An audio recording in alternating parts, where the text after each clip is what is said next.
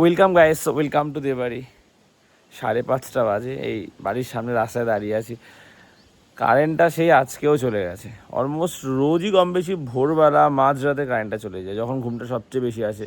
কারণ এত গরমে একটা অস্বস্তি কাজ করে, ঘুম আস্তে আস্তে দেরি হয়ে যায়। যখন ঘুমটা সবচেয়ে ভালো আসে তখনই কারেন্টটা চলে যায়। যাই হোক, খুব রাগ উঠছিল, বাইরে এসেছি, কিন্তু রাগটা একটু কমেছে। এত সুন্দর বাইরের ওয়েদারটা না, উফ, মন প্রাণ জুড়িয়ে যাচ্ছে। খুব জোরে একটা বৃষ্টি নামবে বলেই মনে হচ্ছে, যেটা খুব দরকার। শনিবার থেকে তো মেলা, এই যে মেলার সব সরঞ্জাম জিনিসপত্র রাত থেকে ঢুকছে একের পর এক। এই রেলগাড়ির সব জিনিসপত্রগুলো এসছে একের পর এক, সব আজ থেকেই ঢুকবে। এত ঘুম লেগে আছে না, যতই হাওয়া দিয়ে আরাম লাগুক, কিন্তু কারেন্টটা খুব দরকার। খুব ঘুম পেয়েছে, সেরকম হাওয়া দিচ্ছে না যে কারেন্টটা চলে যাবে। আর বৃষ্টি হলে তো কারেন্ট চলেই যায়। এখন থাকতে পারতো, যখন জোরে নামতো কারেন্টটা, তখন গেলে খুব ভালো হয় আর কি। কিন্তু কে কার কথা শোনে, মানুষের কষ্ট কেরা বুঝবে। উফ, ঘুমে চোখটা যেন খুলে রাখতে পারছে না। তবে হাওয়াটা সেই দিচ্ছে, বেশ মেঘ করে এসছে। ঝেপে নামতো, দেখি একটু ঘুমাই। এখন তো গরমের জন্য 6:30 থেকে স্কুল হচ্ছে। এরা সব 5টা 5:30 থেকেই রওনা দেয় স্কুলের জন্য। এই জানলাটা খুলে দিই, বৃষ্টি শুরু হয়েছে। উফ, আবার গরমে না ধোয়া বেরোলো যেন একটা। এটাই দরকার ছিল, এই বৃষ্টিটা ফাইনালি শুরু হলো। কারেন্ট না, যে বৃষ্টিটা হোক, ঠান্ডা হয়ে গেলে এমনি ঘুমাতে পারবি। মা, বাবা দেখো ঘুমিয়ে আছে, বাবার গরম সয়ে গেছে। ও মা, ঘরের ভিতরে কিরকম একটা আগুনের হলকা বেরোচ্ছে, দেখছো? উফ, এমনি সময় হচ্ছে গিয়ে কারেন্টটা হচ্ছে কি, বৃষ্টি যখন চলে যাবে তখন দে, আগে থেকে নিয়ে রেখেছে। না না, দরকার এই বৃষ্টিটা। উফ, স্বস্তির বৃষ্টি যাচ্ছে টিনটিনকে দেখতে। ফাইনালি বহু প্রতীক্ষিত সেই বৃষ্টি বেশ জোরে পড়ছে, আরো জোরে হলে বেশ ভালো হয়। এখন তো বেশ হাওয়া দিচ্ছে, কারেন্টটা আসবেও না। বেকার এতক্ষণ কারেন্ট অফ করে রেখেছে। আর ঝড় বৃষ্টি হলে তো কারেন্ট থাকেই না, ভালো লাগছে।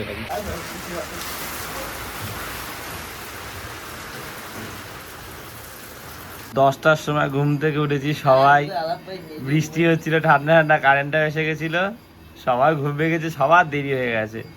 বাবা, হ্যাঁ, দোকানের জন্য দেরি হয়ে গেছে, তাড়াহুড়ো করে বাবা বাজারে তাই গেছে।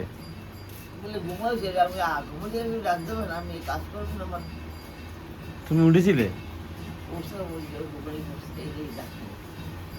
ঠান্ডা ওয়েদার না, সকালে ঘুমটা হয়নি কারো। এই দেখো পুচকি বিড়ালটা বাড়িতে ঘুরে বেড়ায়। এই যে মা চলে এসছে।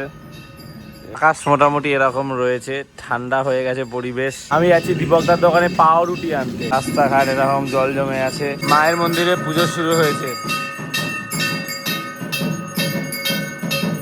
জয় ভোলে বাবার জয়। পুরো কাদা কাদা হয়ে গেছে, তার মধ্যে এই রাস্তা দিয়ে অটো যাচ্ছে তো এখন।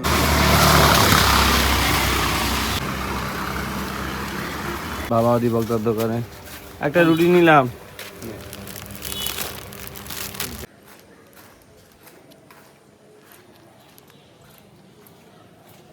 পুচকেটা আমাদের ঘরে একদম সামনে, দরজার সামনে হয়ে ঘুমিয়ে পড়েছে। কি সুন্দর লাগছে দেখতে। হ্যাঁ দেখো, ঘুমিয়ে পড়েছে দরজার সামনে। মা, দরজার কি মিষ্টি লাগছে দেখতে, দেখো একদম সামনে ঘুমিয়ে পড়েছে। আজকে জানলা দরজাগুলো রং হবে, তার আগে পুট্টি যেগুলো পড়েছে, পুট্টি প্রাইমার, ওগুলো ঘষে তুলছে। এখন আমি এসছি পাউরুটি সেঁকতে সকাল সকাল। না গো, এগুলো সেকেই খেতে হয়, এগুলো অম্বল হয়। আজকে ব্রেকফাস্টেই আমার খুব পছন্দ আম দিয়ে রুটি দিয়ে মুড়ি দিয়ে, তো আজকেও ব্রেকফাস্টে আম রুটি। এখন এই মনের সুখে কুমড়ো শাক কাটছে, এটা তোমাদের বাড়িতে হয়েছে, তার 2টো ডগা নিয়ে এসছে। বাবা বললো খেয়ে দেখি কেমন গাছটা। ফল দেবে, কুমড়ো হবে মা, সার ঠার দিতে হয় জানো এর জন্য গোড়ায়, না হলে হয় না। এইটুখানি হয়েছে, রান্না হলে তো আরো কমে যাবে। ও মেলায় জানো সব জিনিসপত্র দোকানপাট চলে এসছে। হ্যাঁ, কালকে দিয়ে মেলা হবে। আমি একটু শুকনো হলে তোমাকে নিয়েও যাবো, যাবে কিন্তু মা, সামনে থেকে সামনে মা। যাবে তো? না যেতেই হবে, আমি হুইল চেয়ারটা নেবো। হ্যাঁ যাবে, যেটা মন চায় কিনবে। দরজায় এই সিঙ্গেল কোট রং হয়েছে, অনেকটা ম্যাচিং হয়েছে, পুরোপুরি হয়নি, এটা হালকা একটু ডিপার ভার্সন রয়েছে, ঘিয়ে ভাবটা বেশি। এই যে ফোনে এই কালারটা অতটা না ভালো বোঝা যাচ্ছে, সামনাসামনি বেশি বোঝা যাচ্ছে। এই যে দিকটা দেখো আলো পড়েছে, এই জায়গাটা বুঝতে পারবে ডিফারেন্সটা সাদার সাথে। আর এখানে এই কালারটা এরকম। এই দুদিন তো আমাদের মিস্ত্রি দাদাকে ক্যাম্পা দেওয়া হয়েছে প্রচণ্ড গরম আর রোদের জন্য, আসতে একটু রোদের তেজ কম, গরমও কম। তো এই বাবা বলে একটা কেক আর চাই দেবে আজকে, আর এই চা পাতাটা নিয়েছি। 10 টাকা চা পাতা নিতে বলেছিল, কিন্তু 10 টাকা চা পাতা নিয়ে যেন 20 টাকাটা নিলাম। আরে এটা তো প্রথম কোট পড়েছে, সিঙ্গেল কোট, তুই কি মাথা খারাপ হয়েছে? ডবল কোট হলে তখন ঠিক হয়ে যাবে, পাগল। চুপ কর।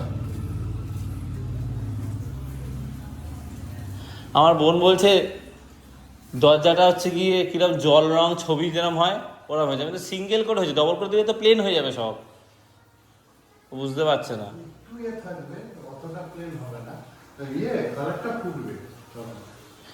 এই যে প্রাইমার যেরকম রাখ, যেরকম হয়ে যাবে না এরকম হবে, কিন্তু দরজাটা ওটা কিন্তু হারে কিন্তু দাগ থাকবে।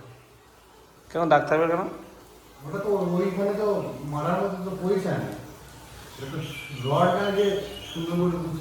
না সামনে যেটা প্লেন দিকটা সেই দিকটা কথা বলছি, ওই দিকটা তো সেটাই বলছে। কি হয়েছে?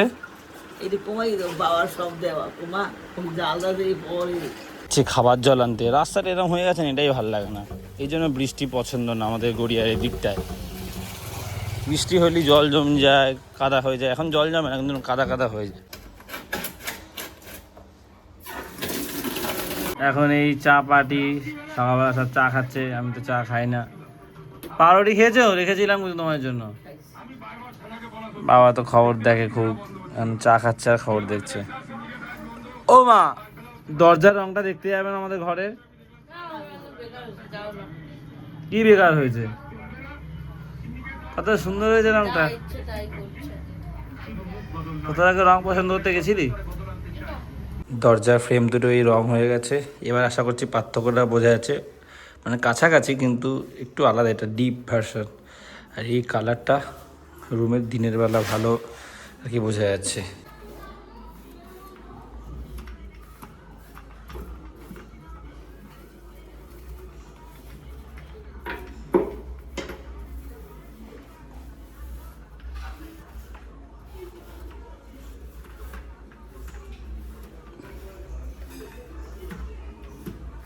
শাক রান্না এখনো হয়নি, যে চিনি দিও, চিনি অল্প দিও মা। শাক এখনো হচ্ছে না কেন? শক্ত কেন? শাক নাকি এখনো হচ্ছে না? হবে না কেন? এই তো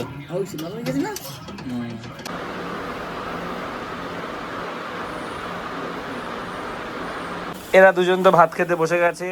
আজকে এই কুমড়ো শাক আর ডাল, কিন্তু আমার একটু শুধু শাক দিয়ে খেতে ইচ্ছা হচ্ছে না, আলু সিদ্ধ ছিল তো, ওরা ডিম সিদ্ধ করেছি, ডিমটা গড়িয়ে না এই পারে চলে গেছে, এই দেখো। ডিম সিদ্ধ করেছি আর এই পেঁয়াজ রসুনটা ভাজিয়ে আলু দিয়ে মাখবো। মায়ের তো আজকে গুরুদেবের বার, মা নিরামিষ খায়।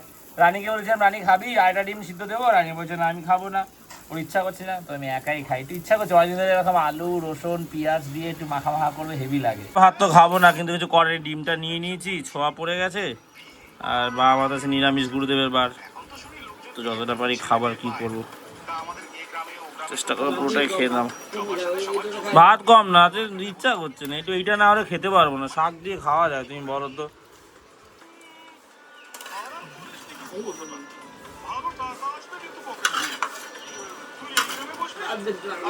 দেখো এরা একটা সিস্টেম দেখাচ্ছে তোমাকে, এইটা নিয়ে এর মধ্যে দিতে হবে।